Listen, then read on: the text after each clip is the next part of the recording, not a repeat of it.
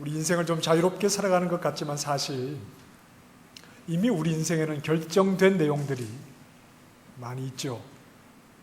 그래서 그 결정을 우리가 벗어나지 못하고 살아갑니다. 무엇보다도 먼저 우리의 연수는 이미 정해진 겁니다. 100세 시대 이런 말을 합니다.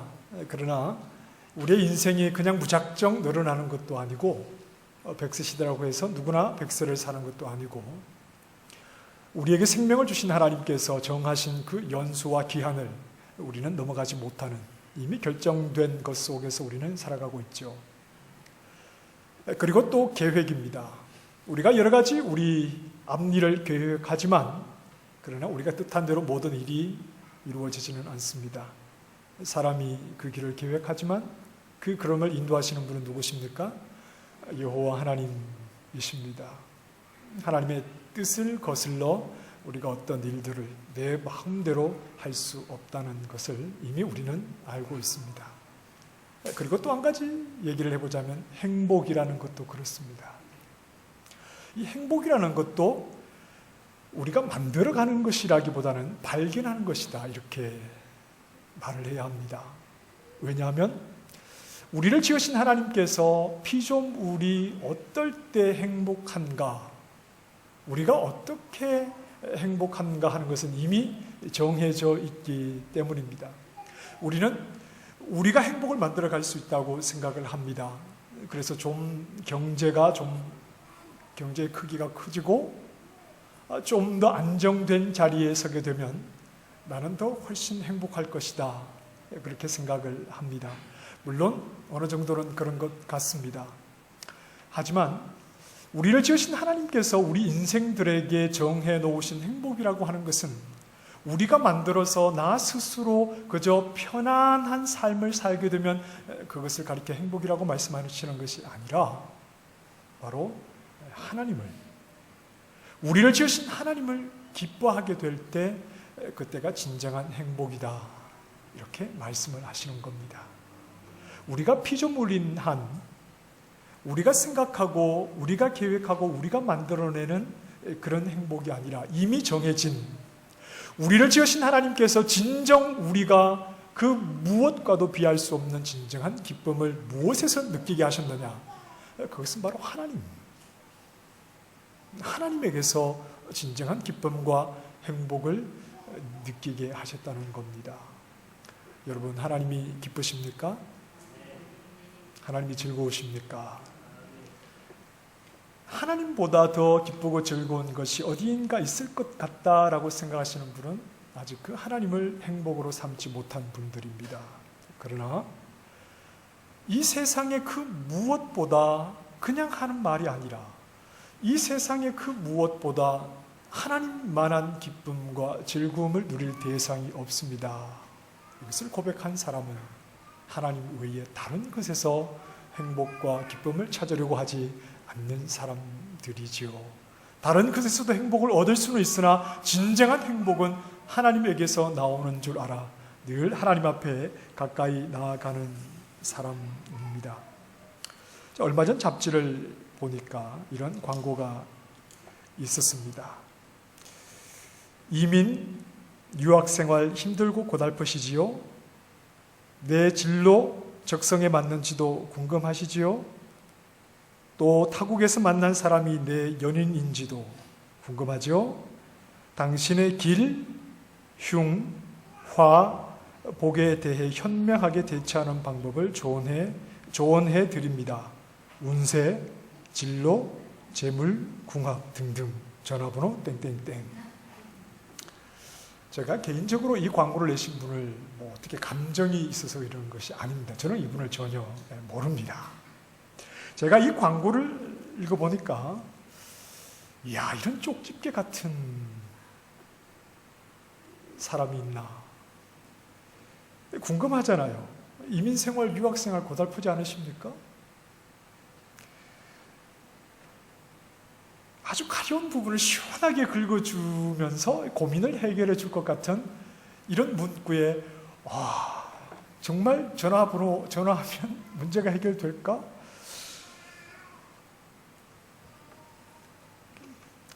광고의 내용을 봐서는 금세 모든 고민이 해결될 것 같아요. 어떤 분이 저에게 이런 말씀을 하셨어요. 기독교는 참 경쟁력이 떨어지는 종교입니다. 기독교는 참 경쟁력이 떨어지는 종교입니다. 이 점장이를 찾아가면 당장 답이 나오잖아요. 뭐 동쪽으로 가지 말라거나, 뭐 어떤 사람을 만나지 말라거나, 어떤 문제를 가지고 점장이를 찾아가면 바로 그 자리에서 그 옳든 그러든 답이 바로 나오는데, 여러분 문제를 가지고 저를 찾아오시면 제가 뭐라고 말합니까? 기도해 봅시다. 반드시 하나님의 선하신 뜻이 있을 겁니다. 하나님의 때를 좀 기다려 보십시다. 그분의 말씀대로 이렇게 말씀을 드리니까 기독교는 다른 종교와 경쟁력에서 뒤처지는 것이라고 볼 수도 있겠습니다.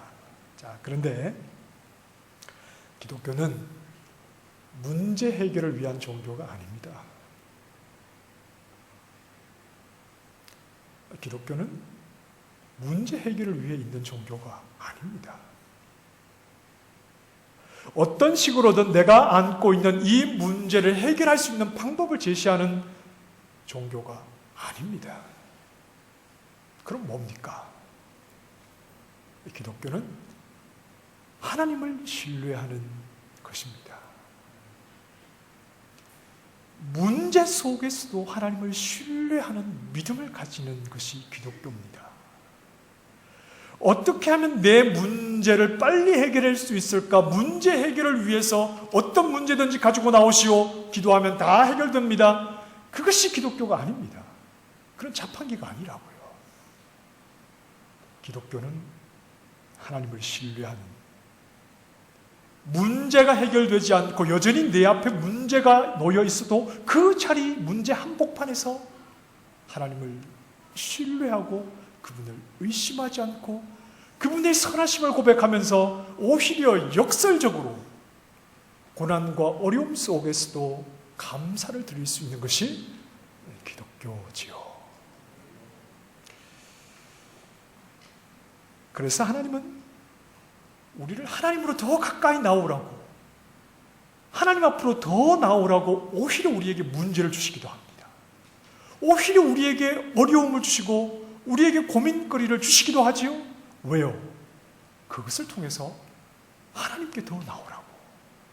기독교는 문제 해결에 포인트가 있는 것이 아니라 하나님이라고 하는 그분을 어떤 환경 속에서도 의심하지 않고 그분을 신뢰하고 그분을 고백하는 것, 그것이 기독교입니다. 그러니 어떤 문제 해결을 가지고만 하나님 앞에 나온다면 늘 그때서 맴도는 것이겠죠. 그 하나님에게로 나와야 하는 겁니다. 문제가 해결되어서 얻는 행복보다 그 문제를 통해서 오히려 하나님을 깊이 알고 신뢰함으로 그 하나님에게서 얻는 기쁨을 더 소중하게 여기는 것이 바로 우리 기독교다 하는 겁니다. 하나님을 얻는 것이지요. 하나님을 기뻐하고 즐거워하는 것입니다. 그래서 행복하게 되는 것이 우리가 바라보는 궁극적인 목적입니다. 우리는 하나님을 즐거워합니다. 그리고 하나님 외에 그 어떤 것에서도 하나님을 대신할 만한 기쁨의 대상을 찾지 못하는 사람들입니다. 예수님께서 드신 비유 가운데 천국에 관한 비유가 있죠. 천국은 마치 밭에 감추인 보화와 같아서, 그 보화가 감추어진 밭을 발견한 뒤에, 그 보화를 발견한 뒤에 사람이 어떡합니까? 돌아가서 어떻게 하며 돌아갑니까? 기뻐하며 돌아가서 자기의 소유를 다 팔아 무엇을 삽니까? 그 보화가 담긴, 숨겨져 있는 그 밭을 사지요. 물론 천국에 관한 비유입니다만 천국의 중심이 하나님이라는 것을 생각해 볼 때 누가 기독교인입니까? 하나님에게서 최고의 기쁨을 얻어본 사람입니다. 하나님에게서 최고의 즐거움을 경험해 본 사람, 그래서 세상의 모든 소유를 다 팔아 그 보화를 얻고자 분명한 하나님을 향한 결단과 그 마음의 방향을 가지고 살아가는 사람이 진정한 그리스도인이라는 말입니다. 하나님께 절대적인 가치를 두고 살아가는 사람입니다. 그래서 우리가 늘 이런 찬양을 하지요. 나 무엇과도 주님을 바꾸지 않겠습니다. 얼마나 귀한 찬양입니까? 우리가 비록 이 땅에서는 하나님을 기뻐하면서도 눈물을 흘려야 하고 때로는 아픈 것이 있고 때로는 애통할 때가 남아 있습니다. 왜냐하면 아직 때가 이르지 않았기 때문입니다. 이 계시록 21장 4절에서 말씀하는 것처럼 모든 눈물을 그 눈에서 닦아주시는 날이 아직 이르지 않았기 때문에 우리는 하나님을 기뻐하면서도 아프기도 하고 눈물을 흘리기도 하고 애통하기도 합니다. 하지만 참된 믿음의 사람은 눈물 속에서도 아픔 속에서도 애통하면서도 하나님만이 나의 영원한 즐거움이요 기쁨이라는 사실을 고백하면서 온전히 그 즐거움과 기쁨을 누릴 때를 믿음 안에서 기다리는 사람들입니다. 이런 사람들을 가리켜서 요한계시록은 신부라고 말합니다. 그리스도의 신부입니다. 신부는 신랑이 가장 큰 즐거움이지요. 신랑에게서 가장 큰 기쁨을 얻는 사람들이고 그 즐거움과 기쁨을 신랑 외에서 다른 대상에서 찾지 않는 사람이 순결한 신부의 모습입니다. 변하지 않는 그 마음의 중심을 가지고 신랑이신 주님께 그 마음을 내어드린 자들을 가리켜서 신부 이렇게 말씀을 합니다. 그런데 오늘 본문에서 음녀가 등장을 합니다. 17장 1절 말씀에 보면 물 위에 앉은 큰 음녀를 보게 되는데 그 음녀는 하나님으로부터 받을 심판이 있습니다. 이 음녀는 누구와 대조되느냐 하면 바로 신부와 대조되는 인물입니다. 그리스도의 신부가 교회라면 이 음녀는 교회가 아닌 세상을 말합니다. 물 위에 앉아 있다고 했는데 이 물이 무엇을 가리키느냐 하면 15절 말씀에 나와 있습니다. 15절 말씀에 음녀가 앉아 있는 물은 백성과 무리와 열국과 방언들이니라. 결국 이 물은 온 세상을 가리키는 말입니다. 온 세상 위에 음녀가 앉아 있습니다. 앉아 있다는 말은 소유하고 있다는 말입니다. 지배하고 있다는 말입니다. 이 음녀가 온 세상을 소유하고 지배하고 있는 이런 상황입니다. 온 세상은 음녀의 지배 아래에 있는 겁니다. 음녀를 벗어나지 못하고 이 음녀의 정신과 음녀의 마인드를 벗어나지 못하고 있습니다. 그래서 다시 2절에 이렇게 말씀합니다. 땅의 임금들도 그 음녀와 더불어 음행하였고, 그리고 5절 말씀에도 그 음녀가 땅의 음녀들과 가증한 것들의 엄이다 이렇게 말씀을 합니다. 음녀는 세상의 정신입니다.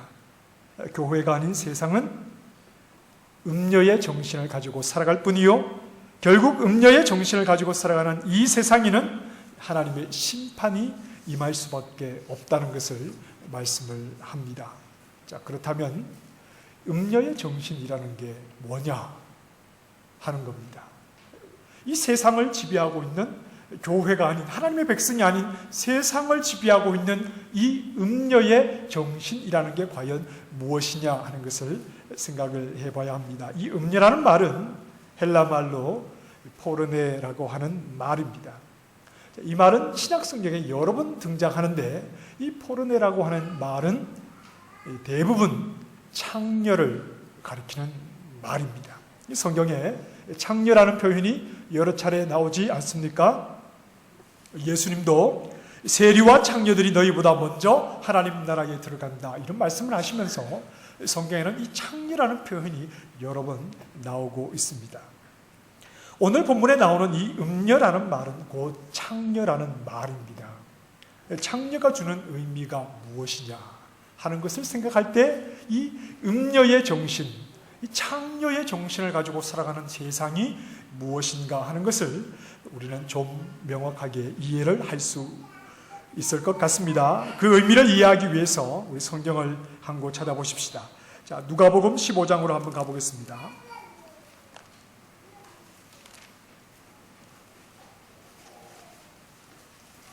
누가복음 15장 30절 말씀입니다.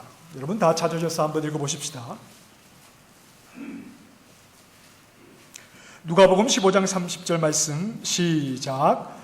아버지의 살림을 창녀들과 함께 삼켜버린 이 아들이 돌아오매 이를 위하여 살진 송아지를 잡으셨나이다. 자, 저를 보시고요. 오늘 본문이 어떤 상황인지 지금 아시겠죠? 우리가 읽은 이 누가복음 15장 30절 말씀은 아버지의 품을 떠나버린 둘째 아들이 모든 것을 다 탕진하고 빈 털터리가 되어서 돌아왔습니다. 스스로는 아버지의 아들이라는 자격을 얻을 수 없다라고 생각을 하고 돌아왔는데 아버지가 그 아들을 안고 다시 아들의 자리를 회복시켜주면서 잔치를 벌이죠. 그 잔치를 벌이는 광경을 보고 첫째 아들이 하는 말입니다. 이 첫째 아들이 둘째 아들의 행동을 어떻게 평가했느냐 하면 아버지의 살림을 창녀들과 함께 삼켜버렸다. 이렇게 말합니다. 둘째 아들이 아버지에게 이렇게 요구를 했습니다. 누가복음 15장 12절에 보면 아버지여 재산 중에서 내게 돌아올 분깃을 내게 주소서. 아버지 재산 중에 나에게 돌아올 몫을 나에게 주십시오. 이렇게 아버지에게 요청합니다. 이 말을 좀 아버지의 입장에서 좀 기분 나쁘게 해석을 하면 이런 말입니다. 아버지, 왜 이렇게 죽지 않고 오래 살아 계십니까? 아버지가 죽어야 그 재산이 아들인 저에게 유산으로 돌아올 텐데 왜 이렇게 오래 살아 계십니까? 이런 말입니다. 그러니 아버지 죽었다 치시고 저에게 아버지의 유산을 좀 물려주시면 좋겠습니다. 이런 말입니다. 당장 유산을 내놓으라는 아들의 요구에는 무슨 뜻이 들어있는 겁니까?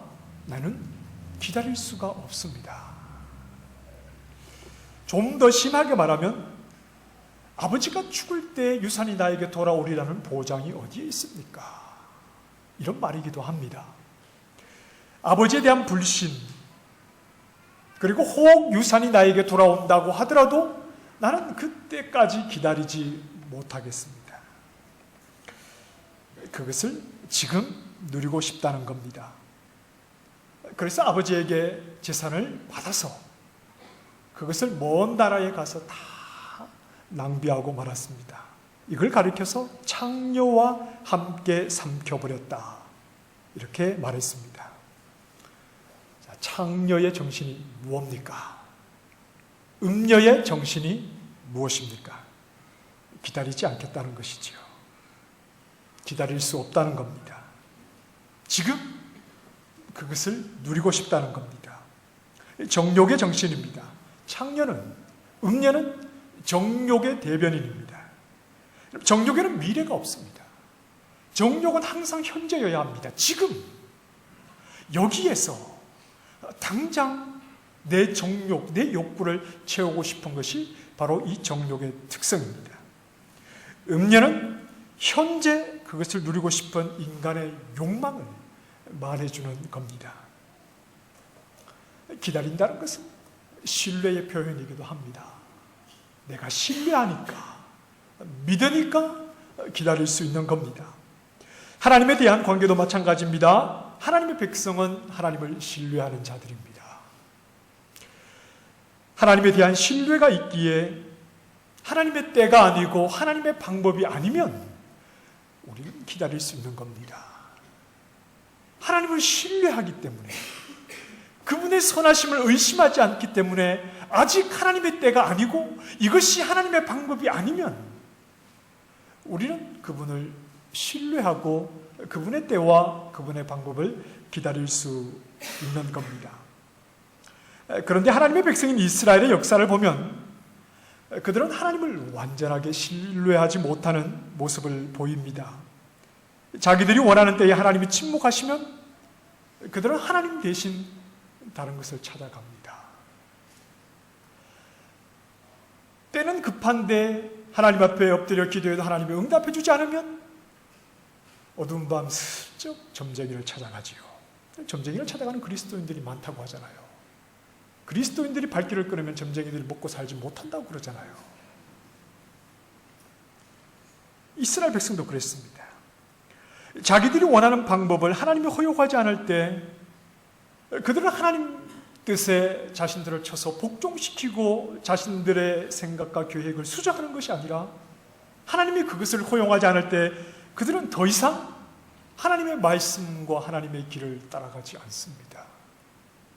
무엇이 문제냐 하면 시작은 했는데 끝까지 가지 않는다는 게 문제입니다. 하나님을 버린 것이 아니잖아요.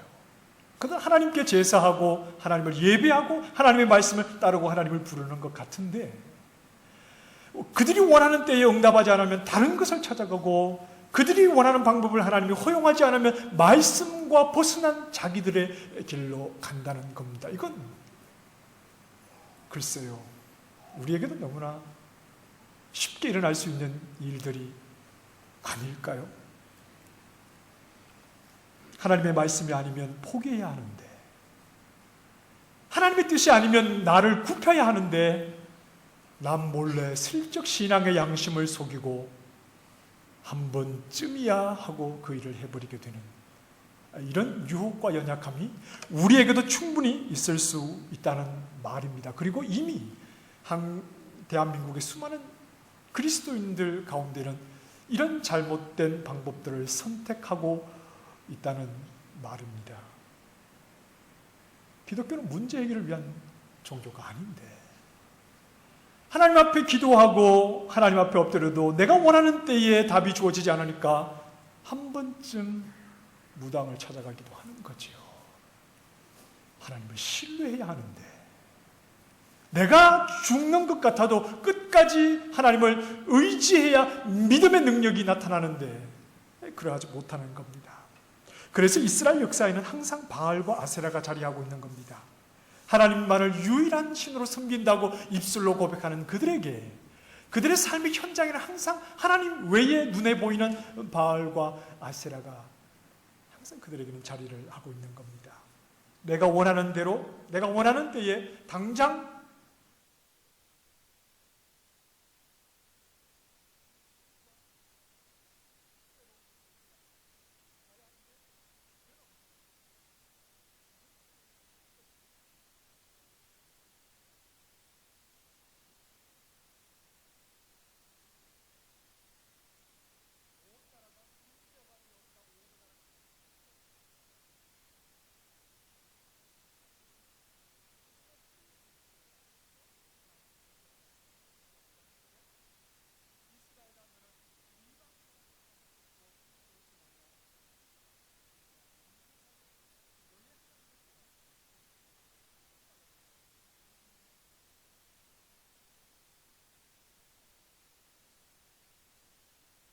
온 나라가 창녀가 되었습니다.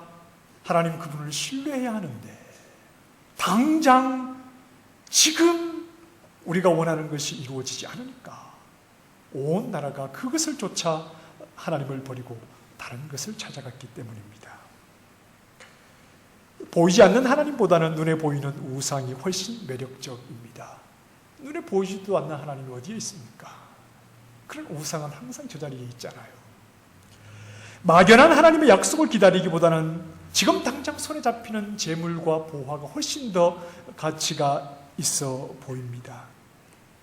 훨씬 더 매력적이고 훨씬 더 자극적인 이러한 것들을 쫓아 하나님을 버리고 믿음을 버리고 나아가는 것이 바로 음녀의 정신을 따라 살아가는 것입니다. 당장의 문제 해결과 당장의 배부름과 기다릴 필요 없이 지금 더 많고 더 좋은 것을 이 세상에서 마음껏 누리고 싶은 생각으로 가득한 것이 바로 음녀의 생각으로 가득한 이 세상이요. 교회에도 들어오려고 하는 그런 음녀의 마음이라는 겁니다. 자, 오늘 4절 말씀을 보십시다. 그 여자는 자줏빛과 붉은빛 옷을 입었습니다. 자줏빛과 붉은빛 옷은 왕실이나 귀족들이 입는 그런 귀한 옷입니다. 금과 보석과 진주로 꾸미고 손에는 금잔이 가득. 금잔을 가졌지요. 아주 값비싼 옷을 입고 금은 보석과 금잔을 들고 있으니 화려하기가 끝이 없습니다. 그러나 그 속에는 가증한 물건과 음행의 더러운 것들로 가득할 뿐이다. 이 땅에서 쾌락과 사치와 방탕과 정욕을 따라 살아갈 뿐, 보이지 않는 하나님을 신뢰하고 하나님의 약속을 바라보는 영의 삶은 전혀 없는 것이 바로 이 음녀의 정신을 가지고 이 세상을 살아가는 사람들의 모습입니다. 6절 말씀에 이 여자가 성도들의 피와 예수의 증인들의 피에 취해 있습니다. 1세기의 역사적인 정황으로 보자면 로마가 가진 권력과 로마의 화려함과 로마의 그 부요함, 사치와 쾌락, 이런 것들을 추구하는 것이 하나님의 백성의 삶과는 정반대였다는 것을 스스로 증명하고 있는 것이지요. 하나님 백성은 피를 흘리면서도 이 음녀의 정신에 항거하면서 그들은 하나님의 백성으로서 자신들의 생명을 버리다 하더라도 이 하나님의 백성으로서 음녀의 정신을 저항하며 하나님을 향한 신뢰를 지켜 나아갔다 하는 겁니다. 늘 보이는 것으로 이 세상은 우리를 유혹합니다. 음녀의 정신을 가지고 있는 이 세상은 늘 눈에 보이는 것을 가지고 우리를 미혹합니다. 예수님도 그렇게 시험하지 않았습니까? 더러운 사탄이 마태복음 4장에 보면 마귀가 또 그를 데리고 지극히 높은 산으로 가서 천하만국과 그 영광을 보여 이르되 만일 내게 엎드려 경배하면 이 모든 것을 내게 주리라. 천하만국과 그 영광을 보여주면서 엎드려 절하라고 예수님을 유혹합니다. 예수님이 대답하시지요. 사탄아 물러가라. 기록되었으되 주 너의 하나님께 경배하고 다만 그를 섬기라 하였느니라. 이것이 정답입니다. 음녀의 정신을 가지고 살아가는 이 세상, 공중권세 잡은 더러운 사탄은 늘 보이는 것을 가지고 보이지 않는 것, 그것에 소망을 두지 말라고 말합니다. 눈에 보이는 화려하고 사치스러운 것을 가지고 너도 이것을 즐기기 위해서 너의 모든 것을 쏟아붓고 보이지 않고 있을지 없을지도 알지 못하는 그 미래와 영혼에 관한 것을 소홀히 여기라고 끊임없이 눈에 보이는 것으로 우리를 미혹합니다. 그러나 이 세상과 더러운 사탄을 향한 예수님의 대답은 보이지 아니하시나 이 모든 것의 주관자이신 주 너의 하나님을 경배하고 다만 그분만을 섬기라. 분명하게 말씀을 하는 겁니다.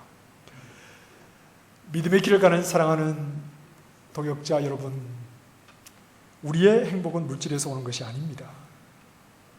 세상의 영광과 쾌락에서 오는 것이 아닙니다. 우리의 행복은 하나님입니다. 그 하나님을 신뢰하면서 우리는 행복을 누리는 겁니다.